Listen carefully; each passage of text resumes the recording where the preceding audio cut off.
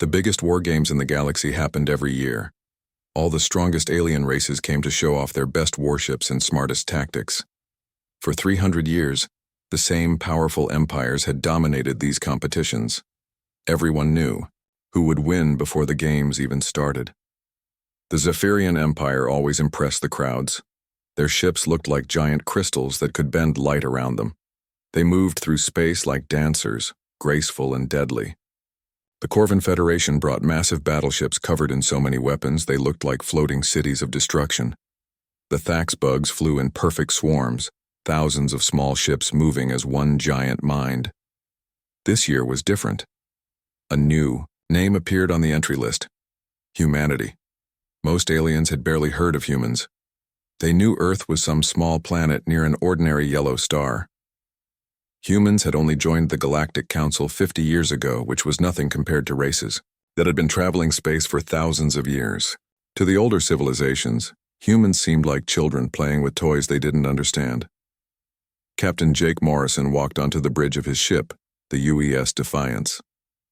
He was a tough man with gray hair and scars on his face from old battles. At 42 years old, he had fought in humanity's first wars with hostile aliens.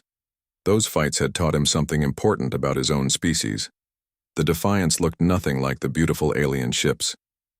Where other vessels had smooth curves and shiny metal, the human ship was all sharp angles and thick armor. Pieces of different alien technology had been welded onto the hull wherever they fit. The whole ship looked like it had been built in someone's garage, not a proper shipyard. Lisa Kane stood at the weapons station checking their systems one more time. She was Morrison's second in command, a smart woman who understood both human and alien fighting styles. She looked up from her computer screen with a grim smile. "The betting odds are not good for us, Captain," she said. "Most bookmakers are giving us 500 to 1 against winning even our first fight." Morrison didn't look worried. He had served in battles where the odds were much worse than that. "Let them think we're weak," he said. "It will make things easier later."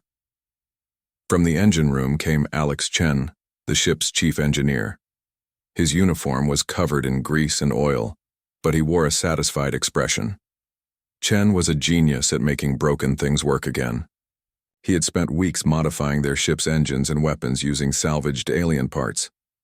"The power systems are running perfectly," Chen reported. "We might not be the fastest ship in this competition, but we can fight at full strength longer than anyone else here." Outside the ship, the opening ceremonies began. Millions of aliens across the galaxy tuned in to watch their favorite military forces show off. Giant screens displayed the most impressive warships ever built. The Zephyrian fleet performed complex maneuvers that looked like an art form. Their crystalline hulls reflected light in patterns that hurt to look at directly. The Corvan battleships demonstrated their firepower by destroying entire asteroids with single shots. Each ship carried enough weapons to level a planet. The pilots flew their massive vessels with surprising grace despite their enormous size. The Thax swarm put on the most spectacular show of all. 40,000 small fighters moved together like a school of fish in the ocean. They formed shapes and patterns in space that no individual pilot could create alone. Their hive mind allowed perfect coordination that other races could only dream of. When humanity's turn came to demonstrate their capabilities, the galactic audience fell silent. Only one human ship approached the demonstration area. The Defiance looked tiny compared to the alien superweapons that had performed before it. Morrison ordered basic maneuvers. The ship turned left, then right, then accelerated in a straight line. Their weapons fired at stationary targets, hitting them accurately but without any special effects or impressive explosions. The whole demonstration lasted less than 5 minutes. Alien sports commentators struggled to find positive things to say about the human performance.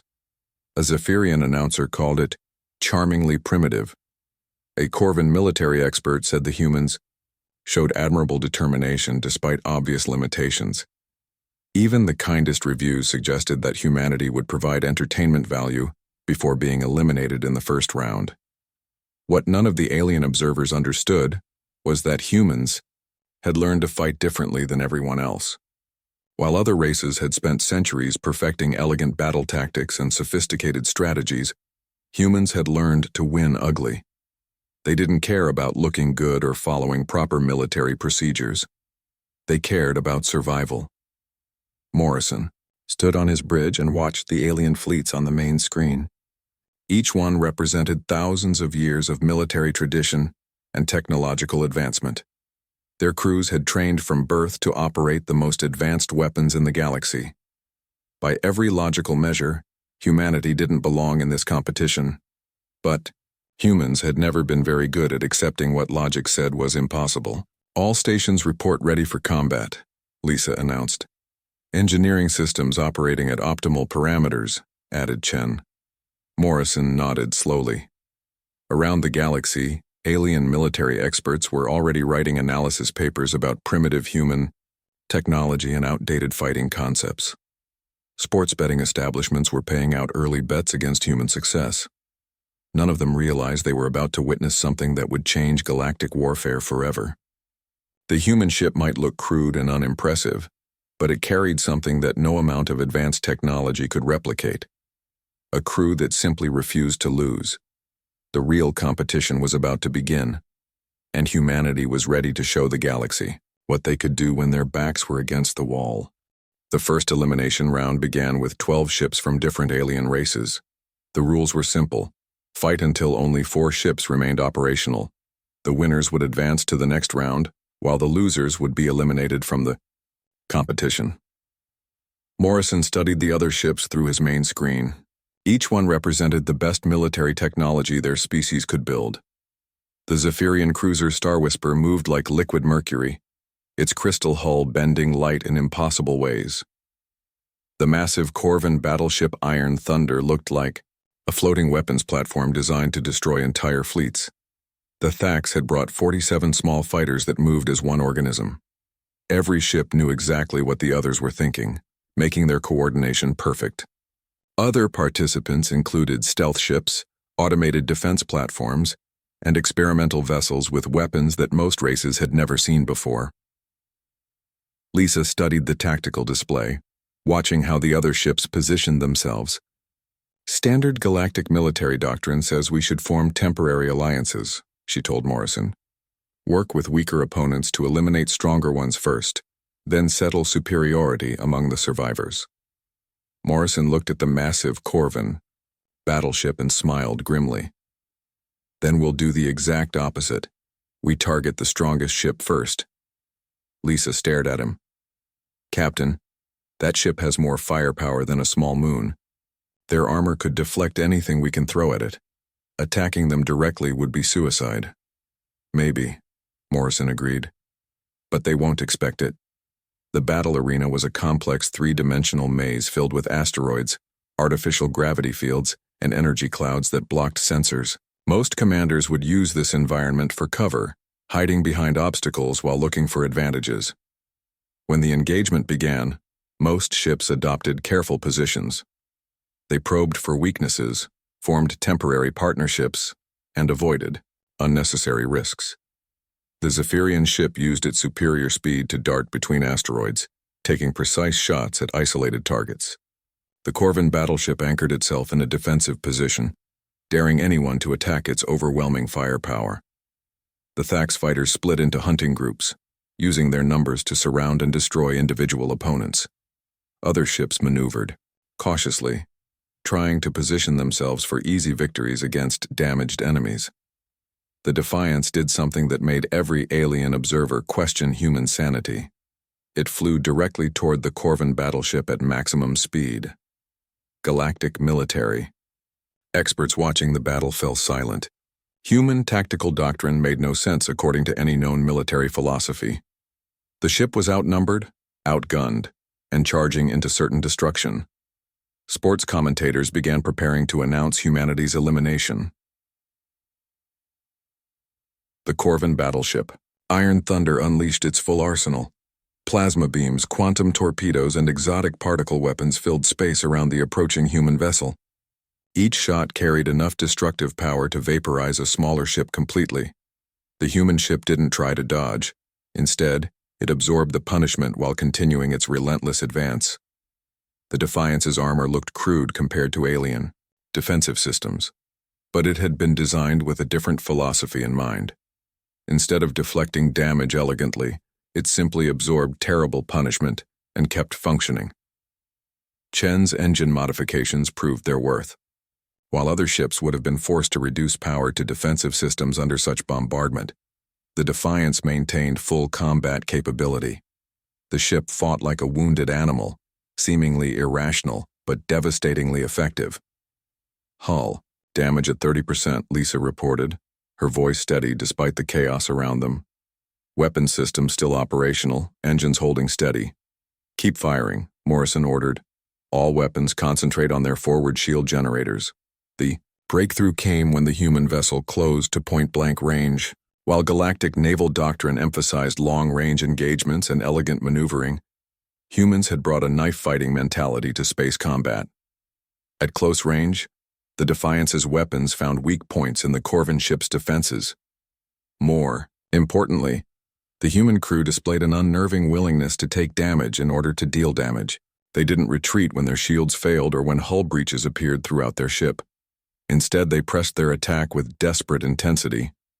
The Corvin crew had never faced opponents like this. Their massive ship had been designed to destroy enemies from safe distances using superior firepower. They had not planned for an enemy vessel that would deliberately enter their defensive perimeter and engage in close-quarters combat. In 12 minutes of brutal fighting, the Iron Thunder's main power systems failed. The massive battleship, Pride, of the Corvin fleet went dark and began drifting helplessly through space.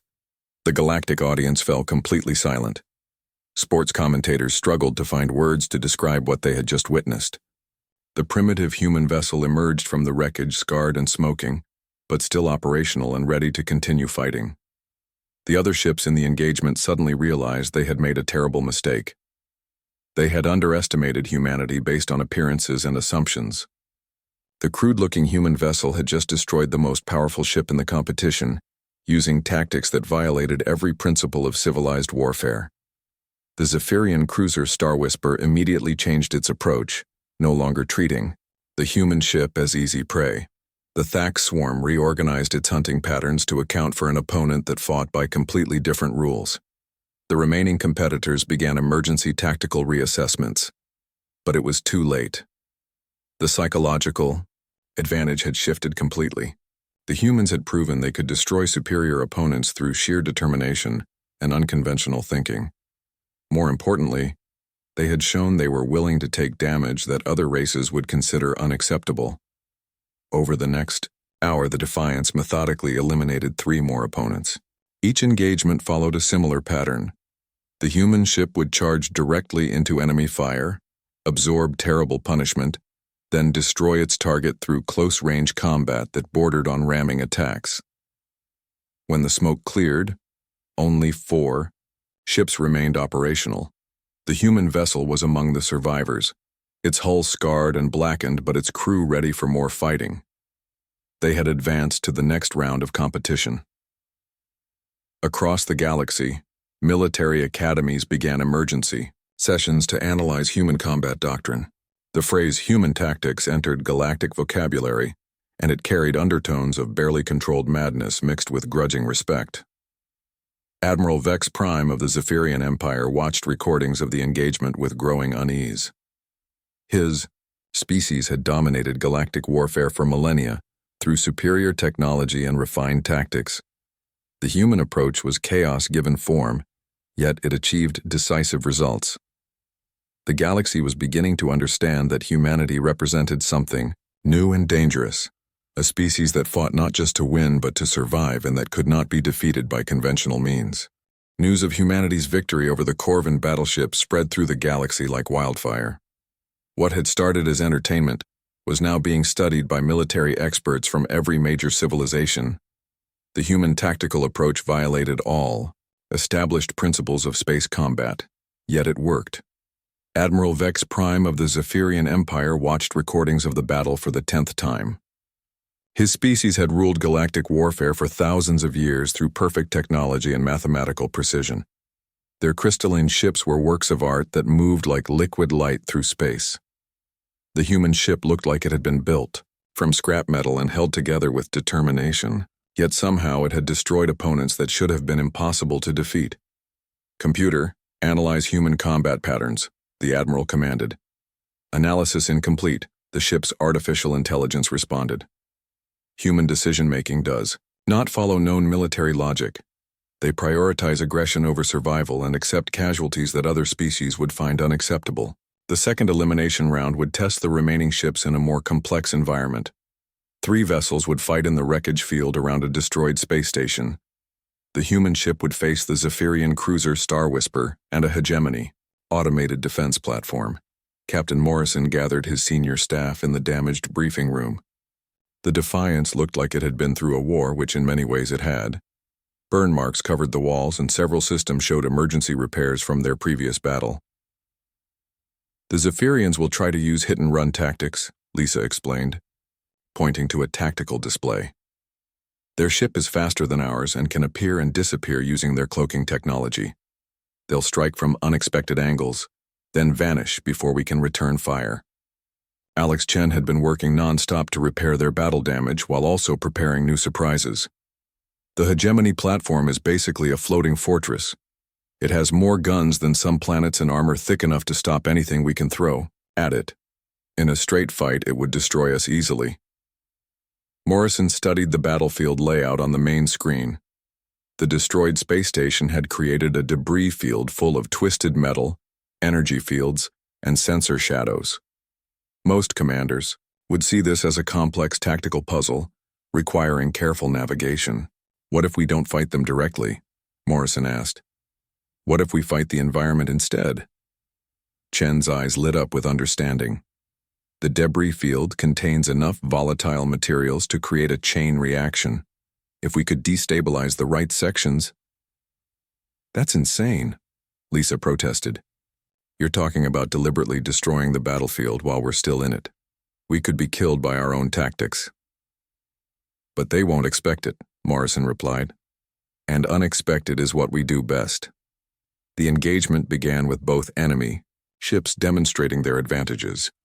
The Zephyrian vessel immediately vanished from sensors, using advanced stealth technology to become nearly invisible. Only brief energy signatures revealed its position when it fired, and by then it had already moved somewhere else. The hegemony platform established a defensive position in the center of the debris field and began systematic bombardment. Its automated weapon systems could track and engage multiple targets simultaneously, while its shields absorbed incoming fire without difficulty. The human response was typically unconventional. Instead of trying to fight either opponent directly, the Defiance began attacking the debris field itself. Morrison ordered Chen's special modifications into action. Their torpedo launchers fired mining charges instead of standard warheads. These industrial explosives were designed to break apart asteroids for processing, but they worked just as well on space station wreckage. The first explosion triggered a cascade of secondary detonations. Fuel tanks ruptured, power cells overloaded, and structural supports collapsed in chain reactions that spread throughout the debris field. Within minutes, the carefully mapped battlefield became a chaos of flying metal and energy discharges. The Zephyrian cruiser's elegant stealth systems became a liability in the unpredictable environment. Their ship was designed for precise maneuvers, in controlled conditions, not for dodging random debris moving at high velocity. The pilot found himself overwhelmed by hazards coming from every direction. The hegemony platform's sophisticated targeting computers couldn't cope with thousands of small, unpredictable objects. Its weapon systems were designed to engage organized enemy formations, not swarms of debris that appeared and disappeared randomly. In the chaos, the Defiance used emergency beacon transmitters as decoys. These devices normally helped rescue ships find survivors, but Chen had modified them to broadcast false sensor signatures. Enemy targeting systems suddenly detected dozens of potential targets, most of which didn't exist. The human crew seemed comfortable operating in chaos that paralyzed their opponents, while the Zephyrian ship struggled to maintain stealth in the unstable environment, and the hegemony platform fired blindly at false targets. The Defiance moved through the destruction like it belonged there.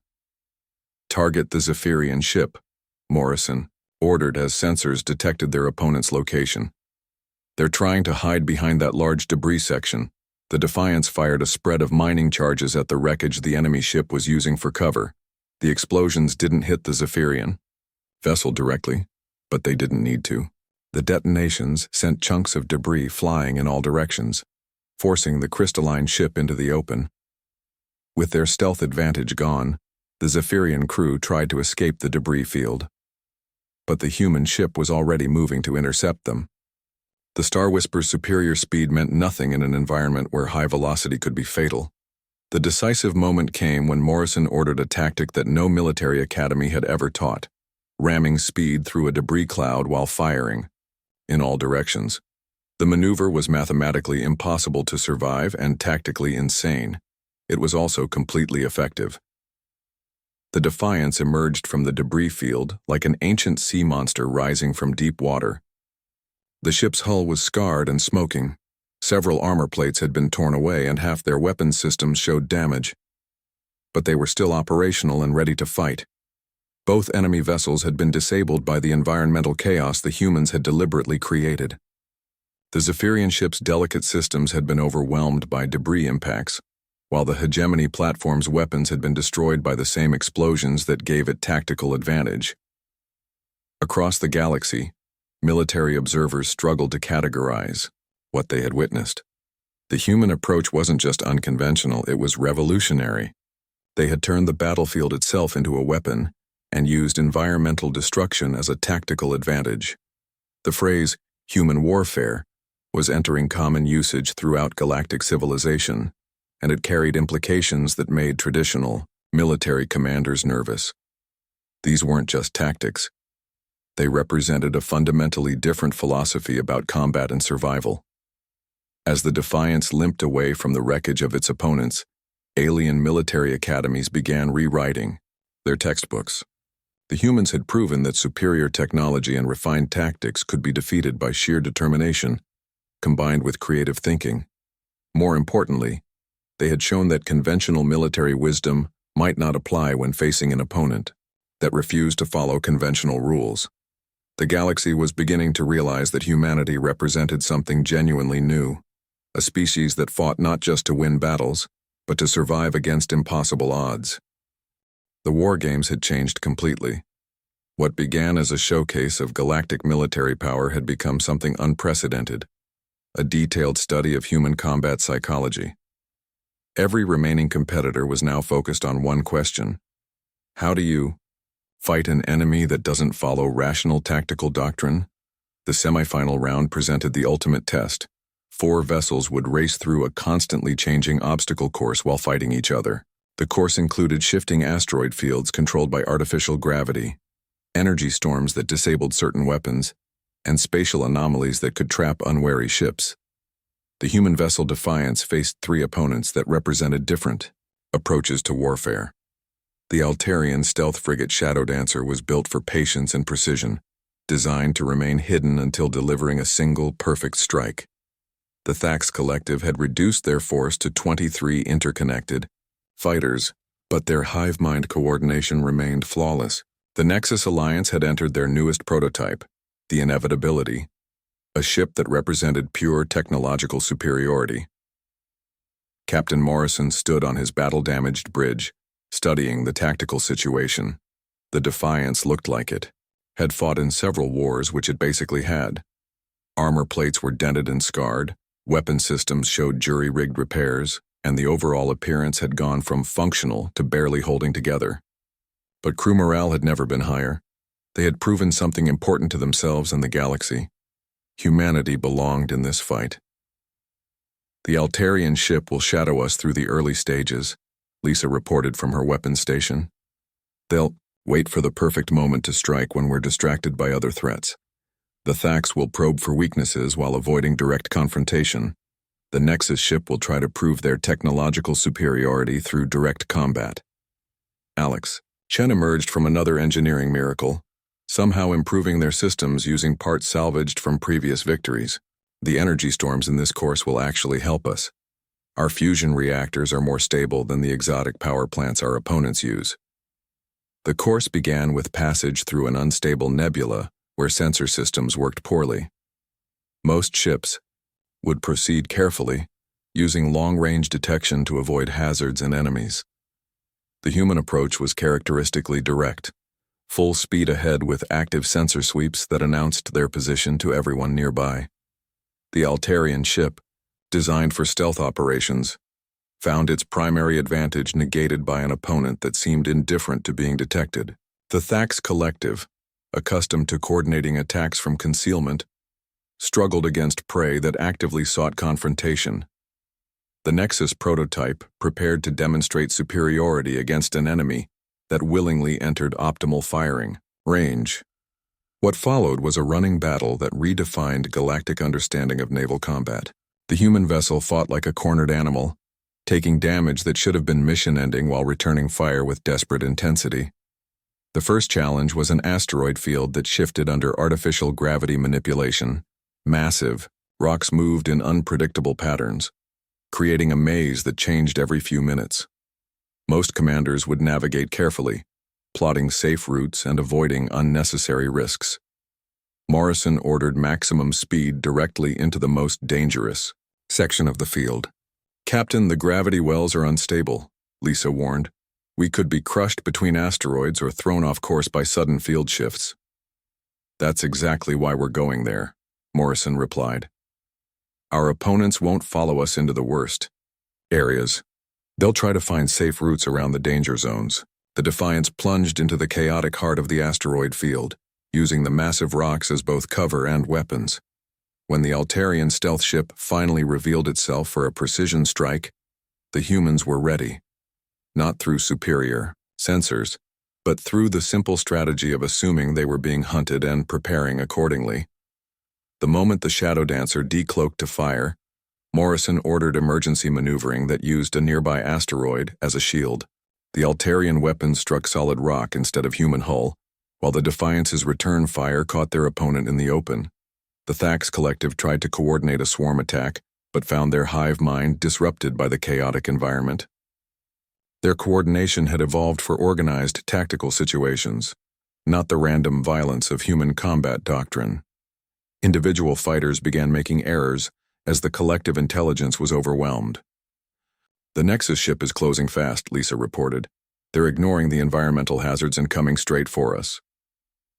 The inevitability was everything its name suggested, a vessel built to demonstrate that superior technology could overcome any opponent. Its weapons were more advanced than anything in the competition. Its defenses could absorb incredible punishment, and its crew had trained for years specifically for this moment. The engagement between the two ships became a test of philosophies. The Nexus vessel fought with mathematical precision, each shot calculated for maximum effect, every maneuver optimized for tactical advantage. Their weapons struck the Defiance repeatedly, causing severe damage to hull and systems. The human response was characteristically irrational. Instead of retreating to repair damage or seeking tactical advantages, the Defiance accelerated toward its opponent while returning fire with every working weapon. "Hull breach on Deck 7, Chen reported over the intercom. "Life support failing in sections 4 through 6. Weapon systems operating at 60% efficiency." "Can we still fight?" Morrison asked. "We can still fight," Chen confirmed. The battle continued through the energy storm section of the course, where exotic radiation disabled different types of technology randomly. The Nexus ship's advanced systems began failing in unpredictable ways as their sophisticated electronics proved vulnerable to the harsh environment. The human ship, built from simpler and more robust technology, continued operating despite taking terrible damage. Their weapons might be primitive, but they worked. Their engines might be crude, but they provided power. Their life support might be failing, but the crew kept fighting. The decisive moment came when both ships were nearly disabled, limping through the final section of the course while exchanging point-blank fire. Any rational crew would have disengaged to make repairs and try again later. The humans didn't disengage. Instead, Morrison ordered an action that violated every principle of space combat: ramming speed with weapons fire. The Defiance accelerated toward the Nexus ship with clear intention to collide, while simultaneously firing every working weapon at their opponent's hull. The Nexus crew, faced with an opponent apparently willing to destroy both ships rather than lose, made the rational decision to surrender. Their superior technology and training had prepared them for many scenarios, but not for enemies who treated mutual destruction as an acceptable outcome. As the Defiance emerged victorious from the semi-final round, galactic military observers realized they were witnessing the birth of a new type of warfare, not through superior technology or ancient wisdom, but through sheer determination to win regardless of cost. The final round would pit humanity against the Zephyrian Empire's finest warship, commanded by their greatest admiral. Across the galaxy, beings who had initially dismissed humans as primitive curiosities now watched with fascination and growing concern. The humans had proven they could defeat superior opponents through unconventional tactics and unbreakable determination. Now they would face their ultimate test, an enemy that had studied their methods and prepared specifically to counter human warfare. The real question was whether humanity's greatest strength, their refusal to accept defeat, would be enough against an opponent that understood exactly what they were capable of doing. The final round of the War Games had become the most watched military event in galactic history. Beings across the galaxy gathered around screens to witness something that had never happened before, a primitive species challenging the established order of galactic warfare. The human vessel Defiance, now bearing scars from 4 major battles, faced its final opponent, the Zephyrian Empire's greatest warship, the Crystalline Symphony. Admiral Vex Prime himself commanded the vessel, bringing 3,000 years of military tradition and tactical expertise to the engagement. The Zephyrians had studied every second of human combat footage. Their computers had analyzed patterns, predicted responses, and developed countermeasures for every aspect of human warfare they had observed. The Symphony represented perfection in military engineering, crystalline structures that seemed to bend reality itself, weapons that appeared carved from pure energy, and defenses that flowed like liquid starlight. Captain Morrison stood on the bridge of the battered Defiance, studying his opponent through the main screen. The Zephyrian vessel was beautiful in a way that hurt to look at directly, like staring into the heart of a star. Everything about it spoke of advanced civilization and refined military science. "They've had time to prepare specifically for us," Lisa observed from her weapons station. "Every battle we fought has given them data about our tactics and capabilities." Alex Chen wiped grease from his hands, having completed what he considered his masterpiece of battlefield engineering. The Defiance barely qualified as a single functional vessel anymore. It was more like a collection of salvage systems held together by determination and creative welding. Yet somehow all the critical systems still worked. "That's their weakness," Morrison replied calmly. "They think warfare is predictable. They believe tactics can be calculated and countered like mathematical equations. They're about to learn why humans have never lost a war we couldn't afford to lose." The final battle arena was deliberately simple. Empty space with no environmental hazards, no obstacles, and no variables except the 2 vessels and their crews. Pure naval combat in its most refined form. Exactly the conditions where Zephyrian superiority should have been absolute. Admiral Vex Prime activated his ship's combat systems with confident precision. Every Zephyrian officer had trained for this moment their entire lives. Their tactical computers had calculated optimal responses to every possible human action. The Symphony's weapons and defenses operated at the peak of galactic military technology. The engagement began with the Admiral implementing a perfect textbook assault. The Symphony's weapons fired in precisely calculated patterns, each shot designed to force the human vessel into increasingly disadvantageous positions. Their defensive systems activated in layered configurations that created interlocking fields of protection. The human response was everything the Zephyrians had prepared for, and nothing they had expected. The Defiance charged directly into the Symphony's fire pattern, not attempting to dodge or evade but absorbing punishment while closing range with suicidal determination. This was exactly what Zephyrian tactical computers had predicted humans would do. What they hadn't predicted was Captain Morrison's next order. "All hands, prepare for ramming speed. Alex, overload everything we have. We're going to end this the old-fashioned way, Chen's voice came over the intercom, mixing terror and excitement. Fusion reactors at 150% capacity. Hull integrity at 60% and falling. Weapons drawing power beyond rated limits. We've got maybe 3 minutes before something critical fails. Then we'd better make them count, Morrison replied. The Defiance accelerated beyond all rational limits, its hull groaning under forces that should have torn the ship apart. The vessel fought like humanity itself, crude, violent, and absolutely unwilling to quit. Admiral Vex Prime watched in growing horror as his perfect tactical solution crumbled against an opponent that refused to behave rationally. The Symphonies. Weapons inflicted terrible damage on the approaching human vessel, yet it continued to close distance. Their defensive systems absorbed incredible punishment, yet the humans kept firing. Admiral, they're not following any known tactical doctrine, his tactical officer reported. Our countermeasures are ineffective against opponents who ignore logical self-preservation. Then we adapt, Vex Prime ordered. All weapons maximum fire rate. Destroy them before they can reach close combat range. But the humans had already entered close combat range, and they brought rules that no galactic military academy had ever taught. The Defiance grappled with the Symphony, hull to hull, turning the space battle into something resembling an ancient naval engagement from Earth's oceans. Human Marines wearing improvised combat gear actually boarded the Zephyrian vessel through hull breaches created by weapons fire. The fighting that followed violated every principle of civilized warfare. Instead of elegant ship-to-ship combat conducted at safe distances, the engagement devolved into hand-to-hand fighting in the corridors of both vessels. Zephyrian crew members, trained in sophisticated military tactics and advanced weapon systems, found themselves facing human soldiers who fought with whatever tools were available.